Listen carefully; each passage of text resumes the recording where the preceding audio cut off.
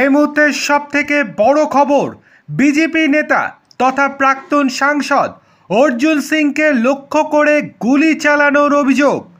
আজ শুক্রবার সকালে জগদ্দলের মেঘনা মোড়ে বাড়ির সামনে দাঁড়িয়েছিলেন ব্যারাকপুরের প্রাক্তন সাংসদ, ফোনে কথা বলছিলেন। অভিযোগ, হঠাৎই তাকে লক্ষ্য করে এলোপাথারি গুলি চালিয়ে বোমা ছোড়া হয়। অর্জুনবাবু বলেন, আমার সিকিউরিটিদের ওপরে হামলা করেছে, ইট পাথর গুলি বোম সব চালিয়েছে, আমার পায়ে লেগেছে। তৃণমূল নেতা নমিত সিং জেহাদিদের নিয়ে পুরো হামলাটা করেছে, পুলিশের সামনেই সব হয়েছে। পুলিশ ছিল নীরব দর্শক, তারা কিছুই করেনি, এমনকি ভয়ে তারাই গা ঢাকা দিয়ে দিয়েছে। এটাই হচ্ছে আমাদের রাজ্যের অবস্থা, যেখানে প্রাক্তন সাংসদের কোনো নিরাপত্তা নেই, সেখানে সাধারণ মানুষের নিরাপত্তা কোথায়? প্রশ্ন উঠতে কিন্তু শুরু করে দিয়েছে।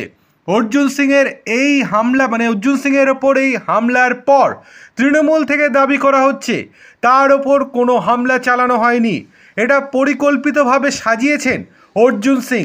কিন্তু ব্যাপার হচ্ছে, অর্জুন সিং কি নিজের নিরাপত্তা রক্ষীদেরকে নিজেই আক্রমণ করবেন, নিজের পায়ে আঘাত নিজেই করবেন? এতে লাভ কি? কিছুই হবে না।